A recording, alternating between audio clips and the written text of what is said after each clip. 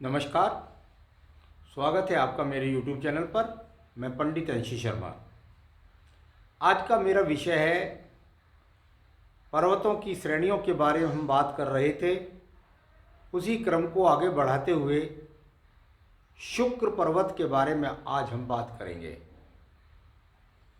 हाथ के अंदर जहाँ सारे पर्वतों के बारे में मैं आपसे बता रहा हूँ, तो वहीं जो अंगूठे का यह सिरा खता होता है, इसके मध्य से यह पर्वत जो नीचे की तरफ हाथ में बनता है, इसको हम शुक्र पर्वत कहते हैं।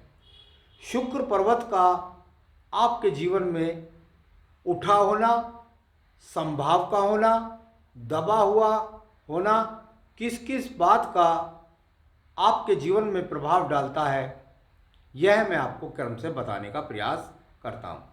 हस्तरेखा में रेखाओं को देखने से पहले पर्वतों का आकलन कर लेने से फलों को हम सही प्रकार से बता सकते हैं। यहाँ पर जब मैं बात कर रहा हूँ आपसे शुक्र पर्वत की, तो सब शुक्र पर्वत को अधिकतर यदि आप हाथों के अंदर देखेंगे तो आपको या तो बहुत फूला हुआ और ऊंचा उठा हुआ दिखाई देगा, या इसका जो आधा हिस्सा होता है वह यहाँ ऊंचा उठा हुआ है और आधा हिस्सा जो होता है वो कुछ दबा हुआ मिलता है। यह एकमात्र इस पर्वत के अंदर ज़्यादातर देखने में आता है।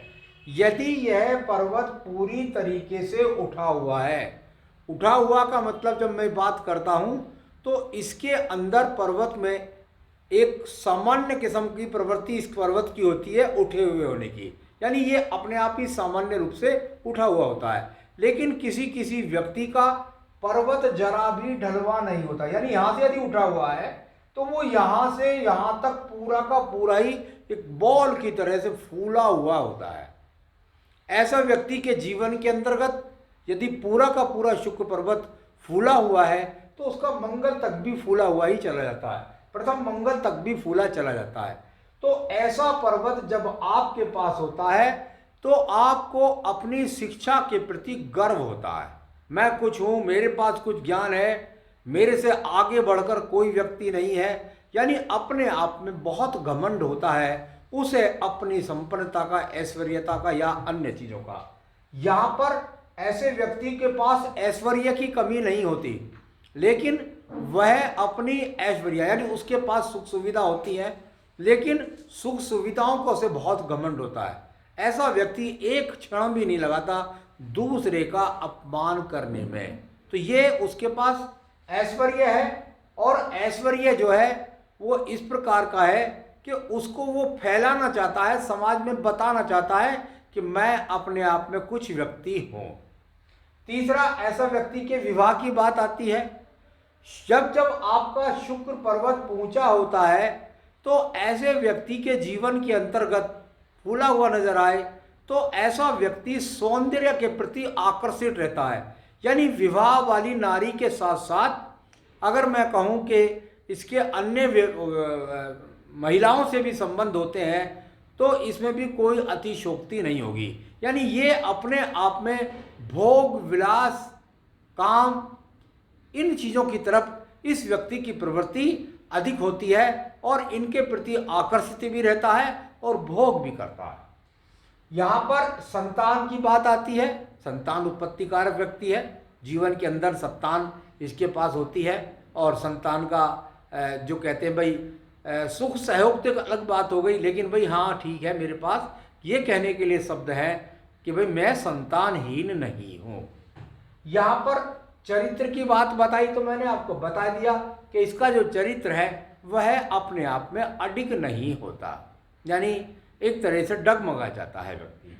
यहाँ कला क्षेत्र की बात करते हैं। ये व्यक्ति अपने पास में अपनी कला में माहिर होते हैं। इनके पास में वाहन भी होंगे, सुख साधन भी होंगे, इनके पास कई कई प्रकार की हुनर होते हैं, कई कई प्रकार की कला होती हैं। बस कला में अपनी कला का अत्यधिक प्रदर्शन करना, यानी अगर इनको थोड़ी भी आती है तो उसको इतना बताएंगे कि मुझे बहुत कुछ आता है। तो ये पर्वत यदि ऊंचे भाव का है तो इसका यह फल है। एक पर्वत होता है नीचे भाव का, पूरा पर्वत हाथ देखने में पता लग जाएगा एकदम सूखा है, एकदम दबा हुआ है। यह दबा हुआ पर्वत अपने आप में बहुत खराब होता है। ज्ञान की बात करें तो ज्ञान नहीं है, विज्ञान की बात करें तो विज्ञान नहीं है, बस बोलते जा रहे हैं, पता कुछ नहीं है कि क्या किस किस बारे में कह रहे हैं, बस मुझे अपनी बात को बढ़ चढ़ के बता दिया। यानी अधिक बोलने के कारण ज्ञान नहीं होता, अधिक बोल के उसे सिद्ध करना चाहते हैं। तो यह यहाँ नीचे पर्वत या दबे हुए पर्वत का फल है। इनके पास ऐश्वर्यहीनता होती है, इनके पास धनहीनता होती है, इनके पास वाहन नहीं होते, अच्छे साधन नहीं होते, सब कुछ होता भी है तो कर्ज का होता है। तो यदि ऐसा व्यक्ति दिखाई पड़े तो कह दीजिएगा भाई आप पे कर्ज में है जो कुछ भी आपके पास। इनका वैवाहिक जीवन बड़ा खराब होता है, ये विवाह को चला नहीं सकते, ऊपर से दूसरे चिन्ह यहाँ मिल जाए तो बिल्कुल इनका बुरा हाल हो जाएगा। यानी एक्स के चिन्ह, काला तिल या अन्य हो जाए तो इनका और भी ज़्यादा बुरा हाल हो जाता है। तो इनका वैवाहिक जीवन सुखी नहीं होता, कहीं कहीं विवाह हो ले तब भी नहीं होगा सुखी। संतान इनके पास होती है, ऐसा नहीं कि संतान नहीं होती, संतान होती है, लेकिन संतान इनको बिल्कुल पक्की तरीके से एकदम निरस्त कर देती है, त्याग देती है, इनको सहयोग नहीं करती है, और कितने ही लोगों को होती भी नहीं है। नपुंसकता के कारण भी ऐसे व्यक्तियों में पाए जाते हैं। तो चरित्र इनका खराब हो गया, ये मैंने आपको बता दिया। माध्यम रहा कला का, कोई हुनर कोई टैलेंट इनको नहीं आता, बस ये अपने आप में एक प्रकार से जो काम सौंपोगे, भाई पेट तो देखिए सभी लोग भरते हैं। जीवन में कोई भी व्यक्ति आया है वह अपने अपने हिसाब से अपने अपने टैलेंट के द्वारा अपना भरण पोषण करता है। तो ऐसे व्यक्ति के जीवन के अंदर उसके पास ऐसा कोई, क्योंकि शैक्षिक स्तर ही इनका ऊंचा नहीं होता, और यहाँ कई कई बार ये लोग शिक्षा का स्तर को बदल देते हैं, तब भी इनको सफलता प्राप्त नहीं होती। तो ये यहाँ पर हुआ आपका नीचे भाव का पर्वत। समभाव का पर्वत बहुत उत्तम होता है, आपको दिखाई देगा कि जहाँ से थोड़ा सा अगर उठा हुआ है, थोड़ा सा ढलवा भी है, तो वो ऐसा नहीं है गड्ढे की तरह दिखाई दे, बिल्कुल इस तो प्रवृत्ति होती है। थोड़ा सा शुक्र पर्वत उठा होता है, थोड़ा सा दबा होता है आयु रेखा की तरफ, लेकिन अपने आप में देखने से पता लग जाएगा कि ये पर्वत अपने आप में फूला हुआ नहीं है। तो वह पर्वत जिनके पास समभाव का पर्वत है बड़े ज्ञानी होते हैं, लेकिन अपनी शिक्षा का प्रदर्शन नहीं करते, बहुत नियंत्रण में बोलते हैं, लोगों पर इनके चरित्र का प्रभाव अपने आप ही आ जाता है। इनके जीवन के अंदर ऐश्वर्य की कमी नहीं होती, संपन्नता इनके पीछे पीछे घूमती है, कहीं भी जाएं उससे पहले ही इनकी प्रसिद्धि पहुंच जाती है। इनके जीवन के अंदर लग्जरियसता में वाहन भी होते हैं, अच्छे सुख साधन भी होते हैं, और साथ ही साथ जीवन के उपभोग करने की सही प्रकृति इनके पास होती है। इनका विवाह जीवन बहुत ही सुंदर होता है, बड़ी सुंदर स्त्री होती है, बड़ी चरित्रवान स्त्री मिलती है, तो वह इनके जीवन के अंदर विवाह के तालमेल को बनाकर चलने वाली इनके जीवन में बड़ी सहयोगी होती है। संतान इनकी इनके अनुसार होती है, इनके आकलन में चलने वाली होती है, इनके अनुसार चलने वाली होती है, इनका आदर करने वाली होती है, सत्कार करने वाली होती है।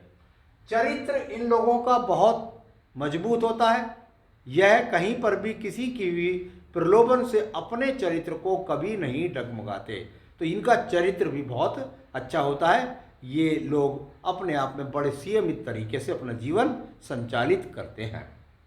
कला की बात करें तो टैलेंट अवश्य होता है, यानी आज के ज़माने में देश काल में तो भाई पहले कहते चित्र बनाने वाला कलाकार, अब यहाँ इंजीनियर भी कलाकार हो गया है, सीए हो गए हैं, सीएस हो गए हैं, फिल्मी लाइन हो गई है, आप किसी तरह का और भी जानते हैं, आप रिसर्च सेंटर पीएचडी करना, ये सब यहाँ पे इनके पास कला के वैद्य होते हैं जिसके ये विशेषज्ञ होते हैं।